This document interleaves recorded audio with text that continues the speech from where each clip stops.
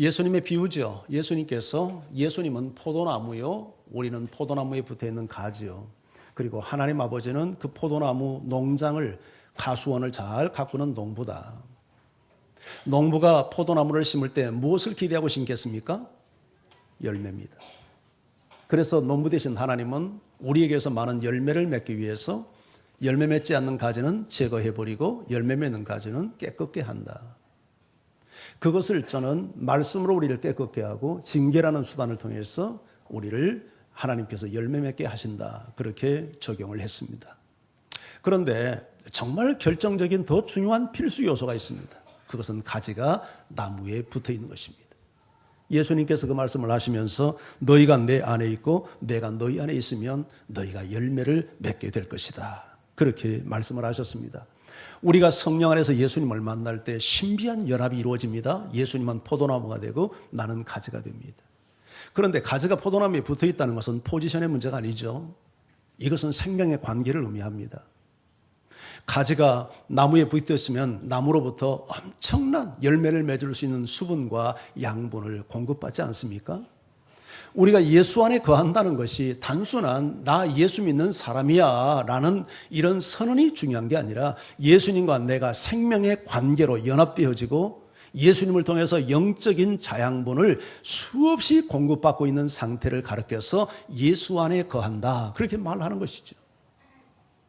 교회를 다니면서도 예수를 믿는다고 하면서도 전혀 예수님과 나 사이에 생명의 교제가 없고 예수님으로부터 어떤 생명의 에너지도 얻지 못하는 사람들이 없지 않잖아요? 지금 여러분은 어떻습니까? 날마다 순간마다 그 가지가 나무로부터 수분과 양분을 공급받듯이 예수님을 통해서 하늘의 신령한 영적 자양분을 공급받고 있습니까? 이런 사람은 열매를 반드시 맺습니다. 그런데 열매가 없다면 그건 내가 주 안에 거하고 있지 않기 때문입니다. 주님으로부터 영적인 자양분을 공급받지 못하고 있기 때문에 내 안에 열매가 맺혀지지 않는 것이죠. 자, 그렇다면 우리가 맺혀야 될 열매는 과연 어떤 열매일까요? 포도나무 가지가 포도나무에 붙어 있다면 무슨 열매 맺겠습니까?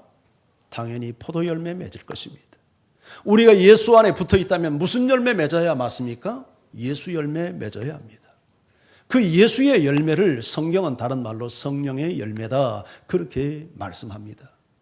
성령의 열매가 뭡니까? 사랑과 희락과 화평과 오래 참음과 자비와 양선과 충성과 온유와 절제니 성령 안에 있는 사람은 이러한 열매 맺는 것을 금할 방법이 없다.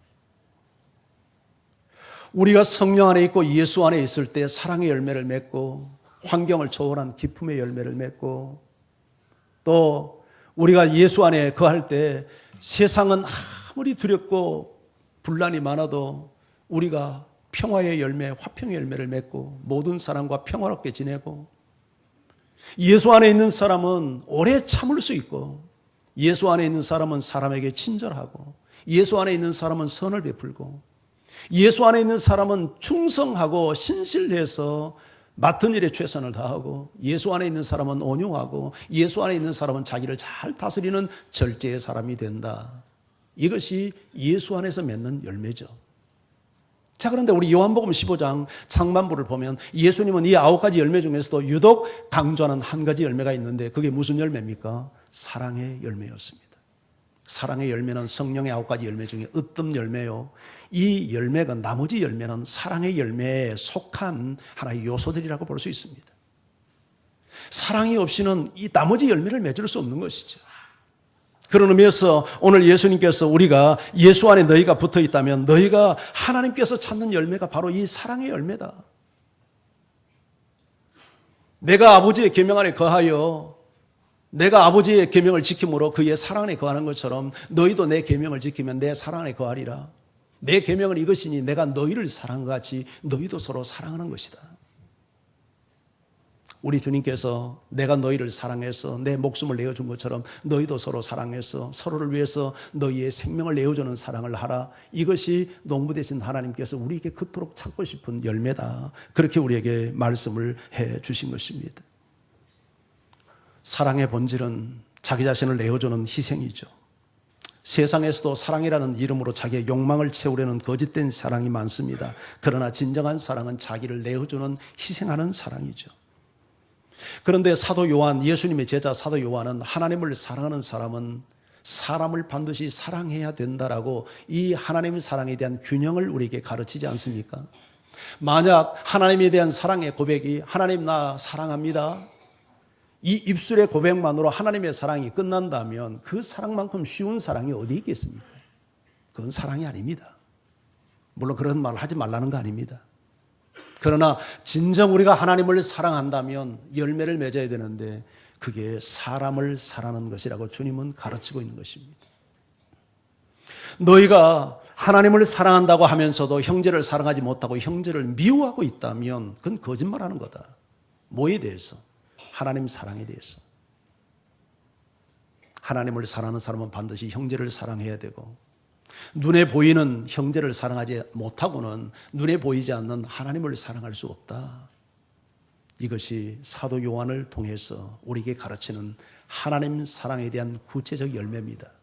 그래서 오늘 본문에 이 사도 요한이 이 요한복음을 통해서도 우리 예수님께서 너희가 내 안에 거해서 맺혀야 열매는 바로 이런 열매다.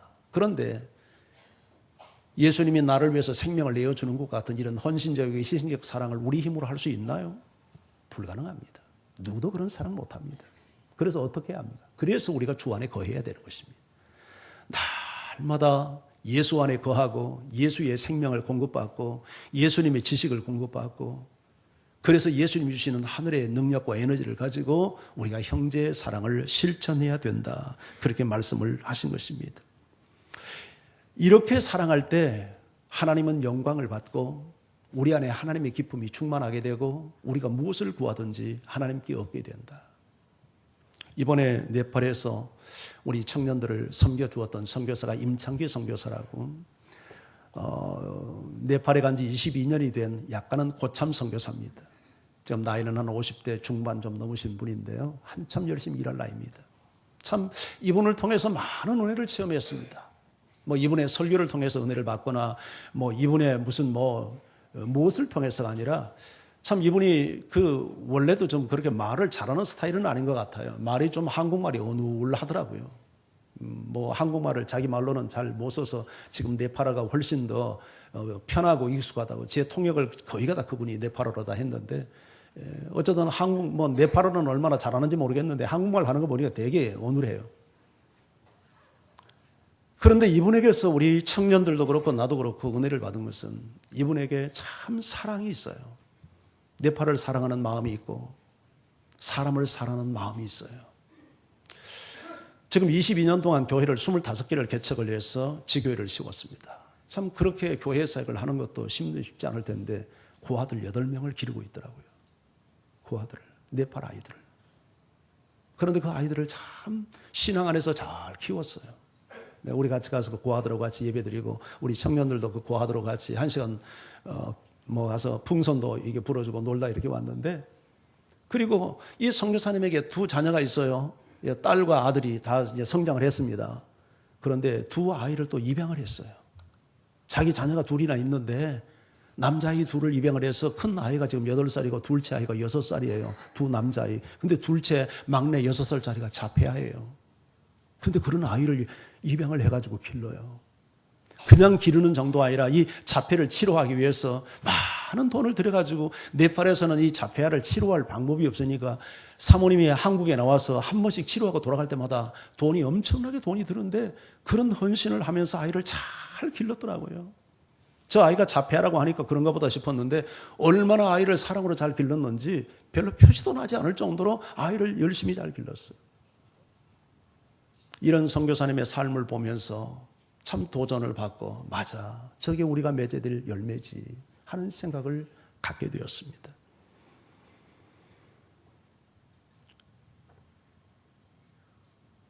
오늘 계속해서 예수 안에 거하는 말씀은 제자가 세상에서 핍박받는 것에 대한 말씀을 합니다.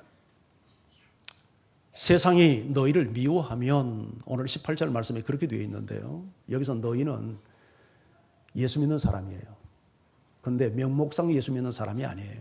명목상 이름만 걸어놓고 예수 믿는 사람은 절대 핍박 없습니다.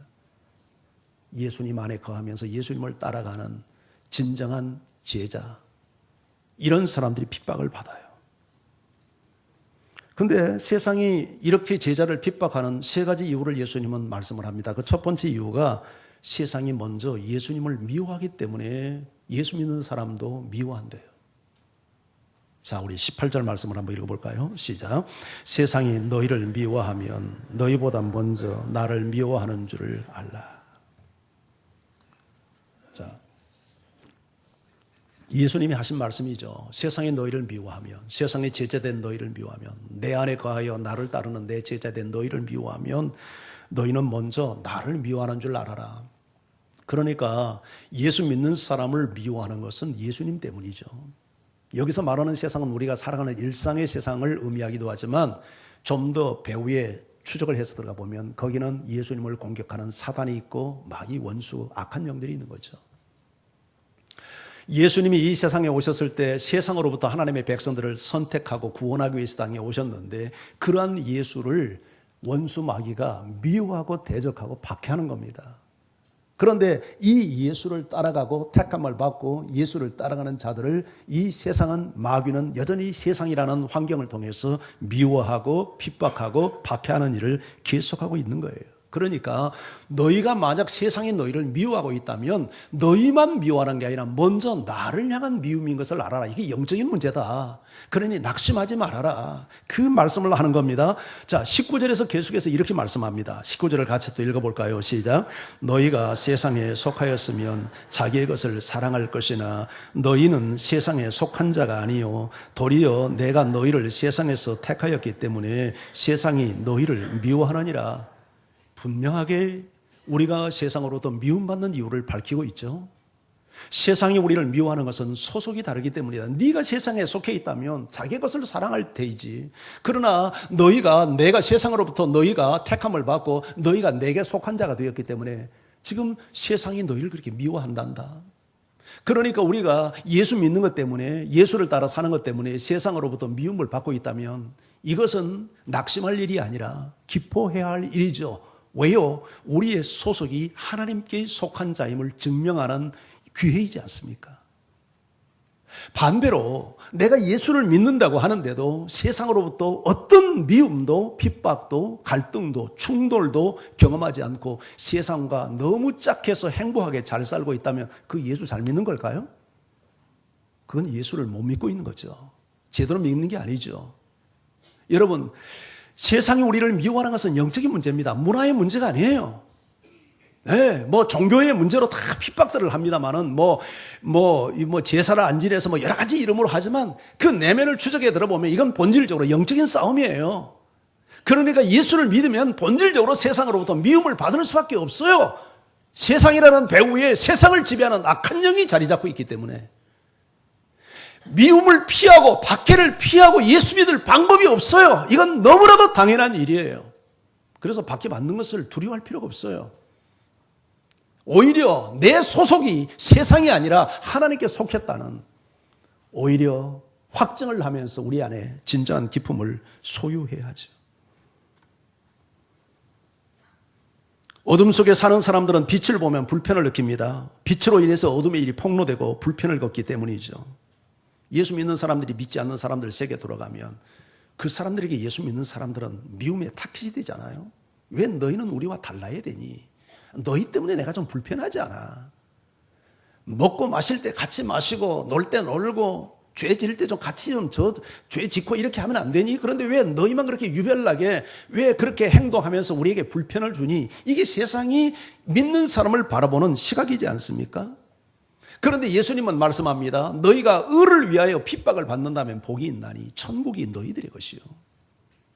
핍박을 받지 않고 천국을 소유할 수 없고 천국에 갈 수 없다는 얘기를 말씀하고 있는 거죠.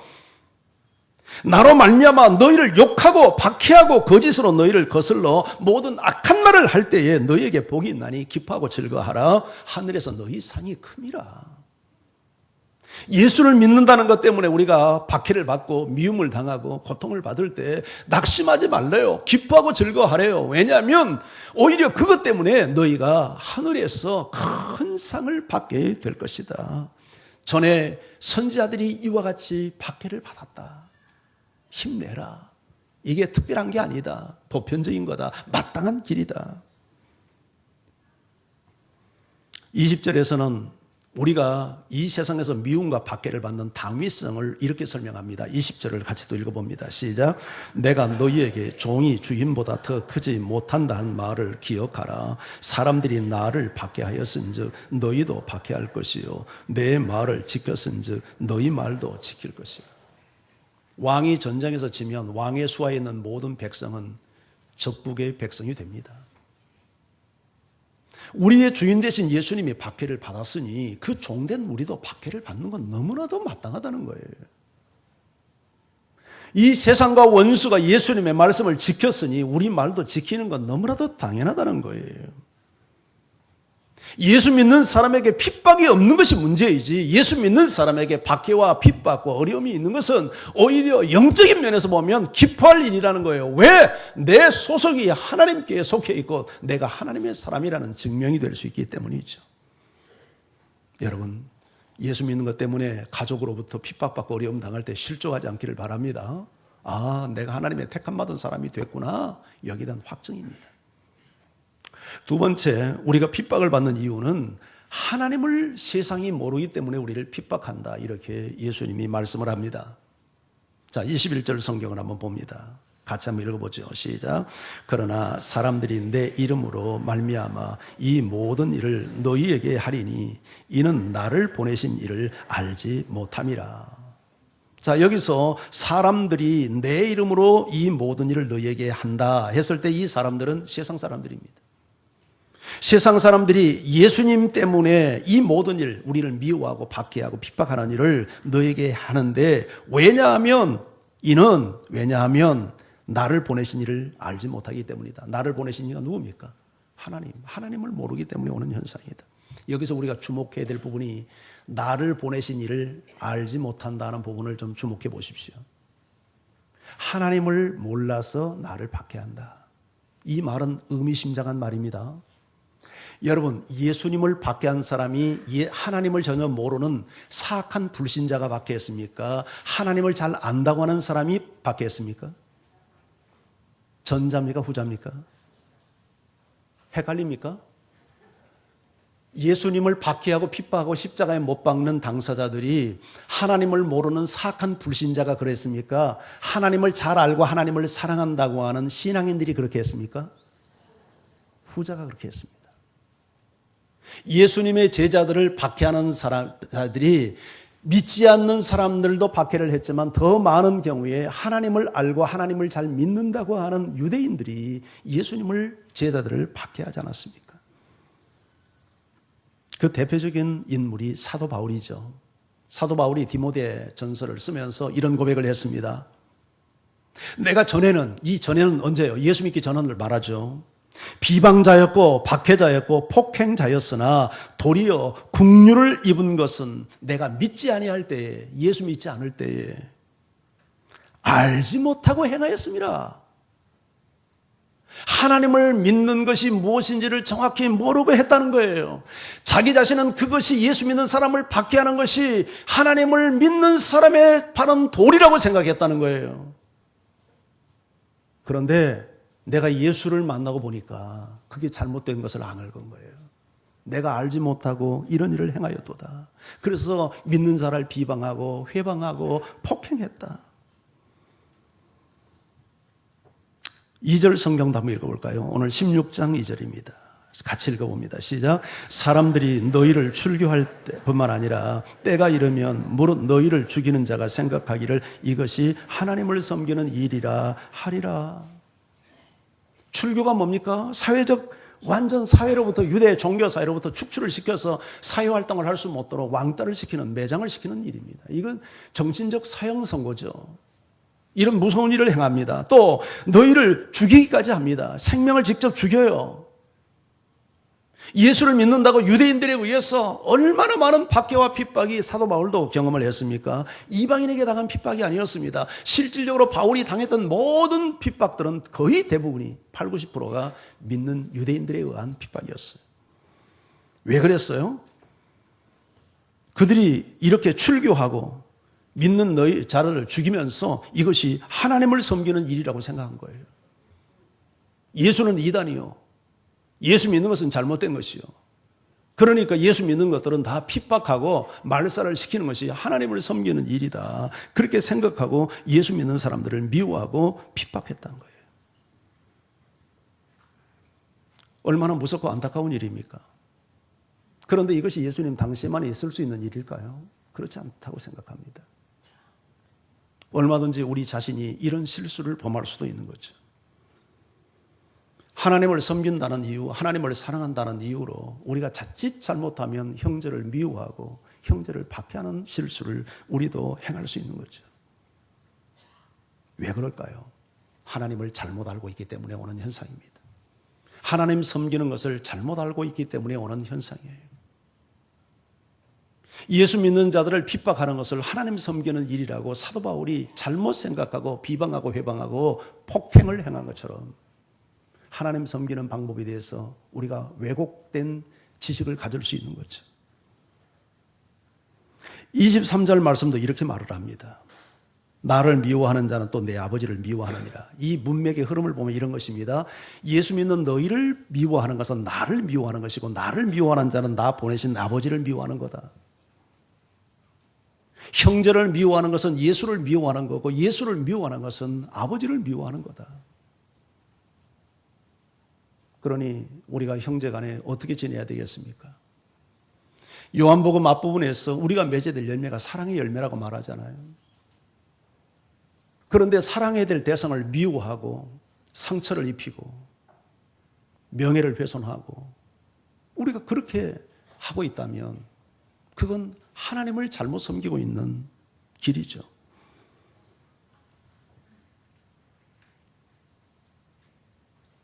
어떻게 해야 할까요? 하나님을 잘 아는 진리 안에서 성장해가는 성숙이 우리에게 필요한 겁니다. 우리가 하나님 섬기고 하나님을 사랑하는 일이 개념만 가지고는 섬길 수 없는 거죠. 정말 하나님 섬기는 것이 무엇인지, 어떻게 하는 것이 진정한 하나님 사랑인지 우리가 성경 안에서 성령 안에서 배우고 성장해 가야 합니다. 그러기 위해서 늘 주 안에 거해야 되는 거예요. 한순간도 주님과 나와의 단절이 일어나면 우리는 바른 방법으로 형제를 사랑할 수 없는 상황에 놓이게 될 겁니다.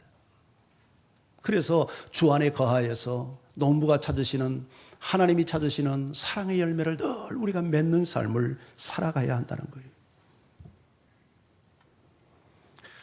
예수님은 믿는 사람을 핍박하는 세상을 향해서 이렇게 경고했습니다. 자, 22절 성경을 같이 읽어보죠. 함께요. 시작. 내가 와서 그들에게 말하지 아니하였더라면 죄가 없었으려니와 지금은 그 죄를 핑계할 수 없느니라. 자, 예수님이 와서 그들에게 말하지 않았다면 무슨 말을 했을까요? 예수님이 하나님이 보낸 자요, 하나님의 아들이요. 그것을 이야기했다면 진리를 말했죠. 이것을 말하지 않았다면 너희가 무슨 짓을 해도 죄가 없었을 거야. 하지만 지금은 그 죄를 핑계할 수 없어. 왜? 내가 다 말했으니까. 내가 누구인지, 하나님을 믿고 하나님을 섬긴다는 것이 어떻게 하는 것인지 내가 너희에게 다 말했지 않니? 하나님을 사랑하는 자는 형제를 사랑해야 되는 게 마땅한 거야. 그걸 말했기 때문에 그럼에도 불구하고 너희가 형제를 미워하고 있다면 죄 없다고 핑계할 수 없을 거야. 이 말씀을 지금 하는 거죠. 교통법규가 만들어지기 전에는 아무렇게 운전을 해도 상관없습니다. 그러나 교통법규가 있는 곳에서는요, 교통법규를 어기면 벌칙금을 묻고 심한 경우에는 면허까지 취소당하지 않습니까? 24절 계속해서 말씀합니다. 자, 24절 말씀도 같이 읽습니다. 시작.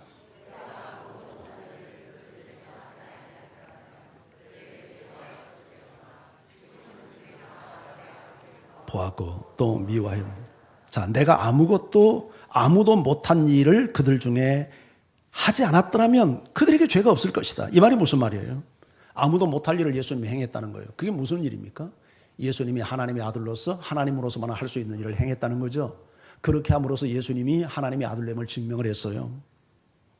그 일을 하지 않았다면, 내가 하나님의 아들됨을 증명하지 않았다면 너희에게 죄가 없었겠지만 지금은 그들이 나와 아버지를 보았다.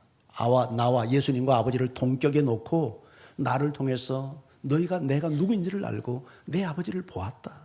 예수님을 통해서 아버지를 보았다. 그런데 너희가 또 미워하는구나. 그래서 너희 죄를 핑계할 수 없다. 예수님은 말씀과 행함을 통해서 예수가 어떤 분인지를 명료하게 사람들에게 알렸습니다. 하나님이 무엇을 원하시고 하나님 섬기는 길이 무엇인 것을 가르쳤어요. 그럼에도 불구하고 믿는 사람을 핍박하고 형제를 미워하고 있다면 이것은 너희 죄를 변명할 수 없을 거라고 말씀을 하는 거예요. 영국에 고인이 됐습니다마는 한 2년 전인가 이 세상을 떠났죠. 2년 좀 더 됐군요. 존 스타트 목사님이라고 아주 유명한 신학자요, 설교가요, 목회자인 존 스타트는 교회의 건강한 교회의 표지를 둘러 이야기했습니다. 정말 모든 지상의 교회가 이게 정말 하나님이 함께한 교회의 표지, 마크. 그게 뭐냐면 첫째는 사랑이다. 그리고 두 번째는 고난이다. 요한복음 15장을 정확하게 꿰뚫고 요약한 이야기 아닙니까? 이것은 교회지만 간 개인으로 놓고 보면 정말 내가 건강하게 하나님과 연결된 주 안에 거하는 생명력 있는 신앙의 사람인가를 진단해보는 표지이기도 하죠. 정말 내 안에 사랑이 있는가? 하나님을 사랑하기 때문에 형제를 사랑하되 주님께서 나를 사랑하여 목숨을 내어주는 사랑을 내가 행하고 있는가? 그리고 나는 예수님의 이름 때문에 고난받고 있는가? 이것이 진정한 교회의 표지이고 참신앙의 표지임을 존 스타트 목사는 우리에게 가르치고 있는 것입니다. 요한복음 15장에 대한 명확한 핵심 정리라고 저는 생각을 합니다. 요한복음 15장이 두 가지를 가르치고 있기 때문이죠. 네가 내 안에 있다면 사랑의 열매를 맺어라. 그리고 네가 내 안에 있는 제자라면 핍박을 피할 수 없을 것이다. 마지막 세 번째, 우리가 세상으로부터 핍박을 받는 이유를 예수님을 증거하기 때문이라고 말씀을 합니다. 여러분, 어디 가서도 가만히 있으면 핍박받지 않습니다. 그러나 내가 믿는 예수님을 사람들에게 말하려고 하면 핍박을 당합니다. 네팔도 마찬가지입니다. 종교법을 만들어서 전도 예수 믿는 사람이 나 예수 믿는 크리스찬이에요 말하는 건 괜찮습니다. 그러나 다른 사람에게 예수 믿는 것을 강요를 한다든지 하면 법에 걸립니다. 이번에 그래서 우리가 가서 전도하는데도 굉장히 조심스럽게 했어요. 나는 별로 겁이 없는데 선교사님은 두려워합니다. 왜냐하면 나는 전하고 떠나버리면 상관이 없지만 선교사님 거기서 살아서 사역을 해야 될 사람이니까 사실 지혜롭게 해야 되는 것은 사실이에요. 그런데 두 번 게릴라 우리가 전도를 했습니다. 아이들이 말이죠. 길거리 가서 막 케이팝을 막 음악 틀어놓고 하니까 사람들이 모여오는 거예요. 거기다 또 워십을 하고 또 준비해간 중창을 하고 사람들이 모였을 때 제가 전도했습니다. 그리고는 떠났어요. 두 번 그렇게 게릴라 전도를 했어요. 그랬더니 약간 그 시골 우리가 이제 산에 가다가 중간에서 했을 때는 사람들이 굉장히 우호적이에요. 막 와서 이방인들이 와가지고 이렇게 춤추고 하니까 전부 다 사람들이 나와가지고 전 이렇게 보고 거기서 막 개인 전도하고 했습니다. 근데 한 군데는 약간 도시예요. 그 외국인도 많이 있었어요. 뭐 중국 사람, 뭐 서양 사람들 이런 사람들도 구경꾼들이 많이 있었는데 그 사람들은 그런 거 별로 외국에서 온 사람들은 관심을 안 둬요. 근데 그 지역 사람들은 다 그 가게들 나와서 구경했어요. 그래서 제가 짧은 영어로 간단하게 복음을 전했죠. 네, 우리는 한국에서 왔습니다. 예수님은 당신을 사랑합니다. 하나님께서 여러분에게 복 주시기를 원합니다. 예수 믿으시라고 그렇게 하고 다른 데로 우리가 이동을 했습니다. 전도 안 하면요 괜찮습니다. 그런데 전도하면요 공격을 당합니다.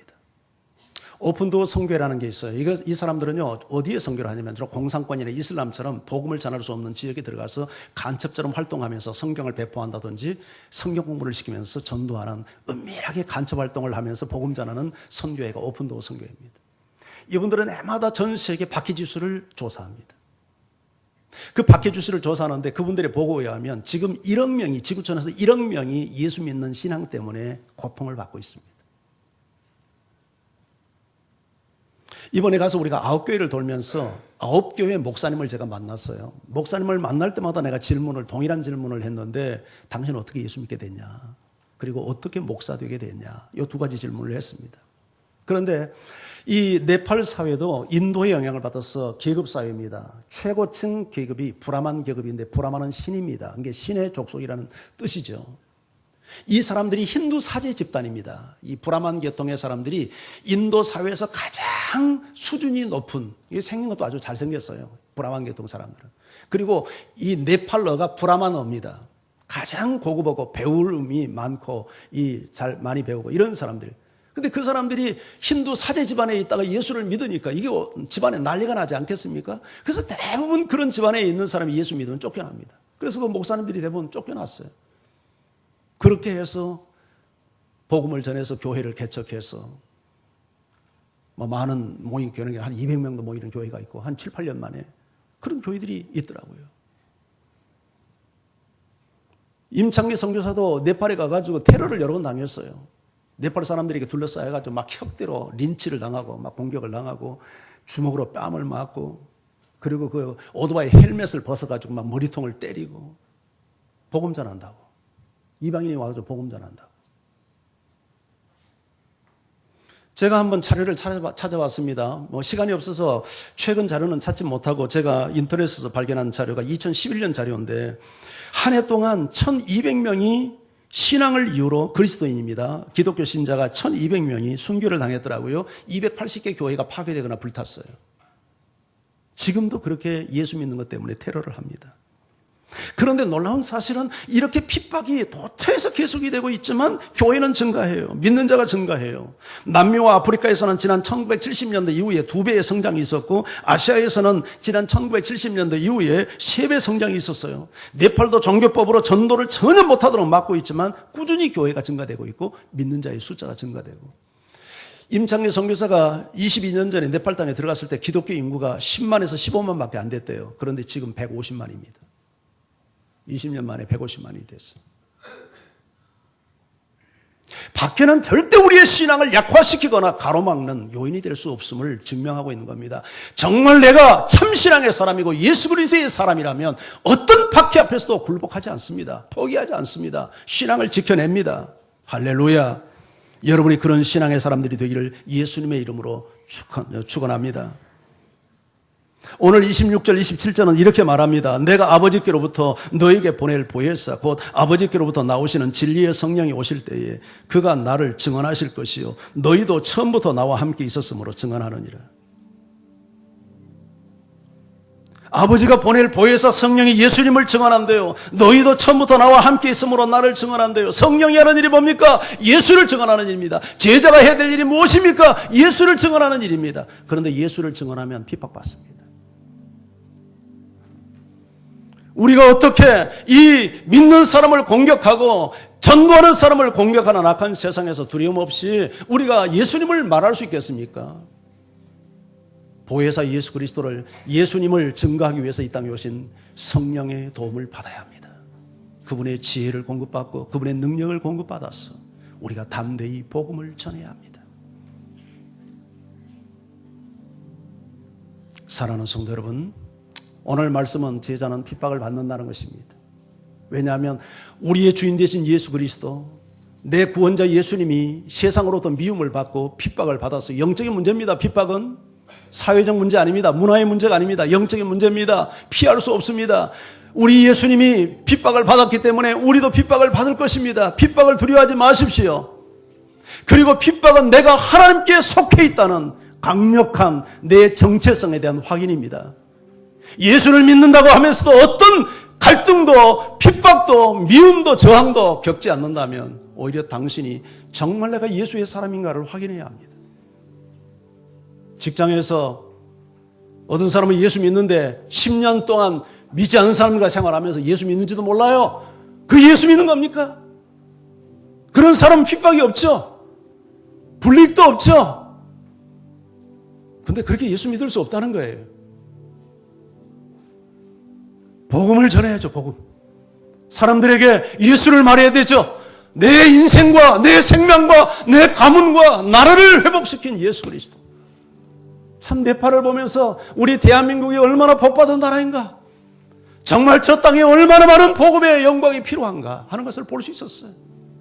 모든 사회적 전반에 예수 믿으면 영혼만 구원받습니까? 삶 전체가 구원받습니다. 문화가 구원받습니다. 사람의 사상과 생각과 모든 생각이 변화받습니다. 삶이 변화됩니다. 그 좁은 거리에서 자동차와 수많은 오토바이가 질서도 지키지 않고 서로 먼저 남을 배려한 것도 없이 그럴 수밖에 없겠어요. 양보하다 보면 하루 종일 길에 서 있어야 되니까. 그래서 오늘 빵빵빵 울리면서 빗길하고 내가 먼저 가겠다고. 그런 세상을 보면서 이 땅에 복음이 필요하구나, 복음. 그런 생각을 하게 됐습니다. 여러분, 지금도 수많은 사람들이 예수의 이름으로 고통받고 있습니다. 그리고 하나님을 섬긴다는 잘못된 지식 때문에 우리가 형제를 미워하는 생각을 해서는 안 됩니다. 우리도 범할 수 있는 실수입니다. 여러분이 예수님을 전하지 않으면 편안하게 살 수 있지만 복음을 전하면 고통받을 수 있습니다. 포기하지 않기를 바랍니다. 할렐루야. 우리 같이 찬양하며 주 앞에 나갑니다.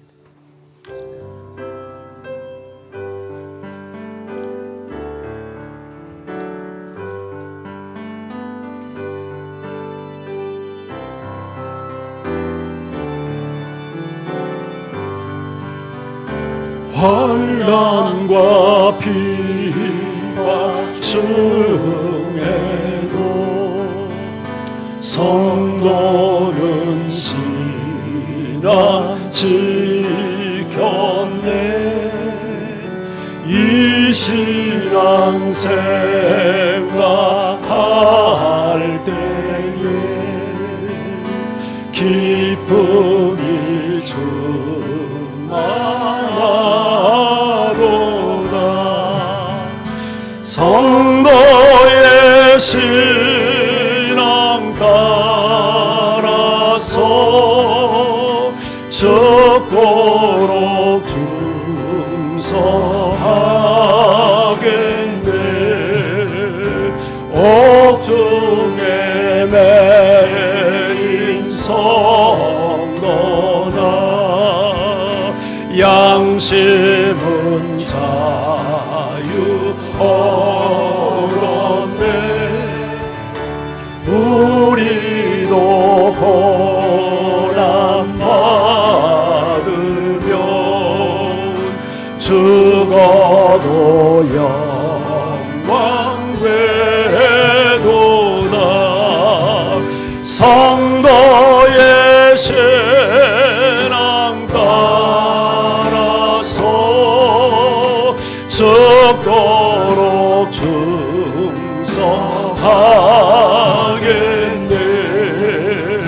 성도의 신앙 본마다 원수도 사랑하겠네. 인자한 언어 행실로 이 신앙 전파하리라. 아멘. 성도의 신앙 따라서 적도록 충성하겠네. 아멘. 이 시간 우리 주신 말씀 붙들고 기도하기를 원합니다. 예수 믿는 사람에게는 핍박은 당연한 것입니다. 두려워하지 마십시오. 그것은 내 정체성을 확인하는 소중한 기회입니다. 그런데요, 우리가 형제를 핍박할 수 있습니다. 하나님 섬기는 기준이 잘못되어서 일어나는 어처구니 없는 현상이죠. 그런 실수를 범하지 않도록 우리가 주를 다 바르게 섬기는 방법이 무엇인지 부단히 주 안에서 성장할 수 있기를 위해서 기도하십시다. 그리고 어떤 핍박이 있어도 중단 없이 예수 그리스도를 전하는 우리 모두가 되기를 원합니다. 함께 우리 기도하며 주 앞에 나갑니다. 할렐루야. 하나님, 은혜와 사랑을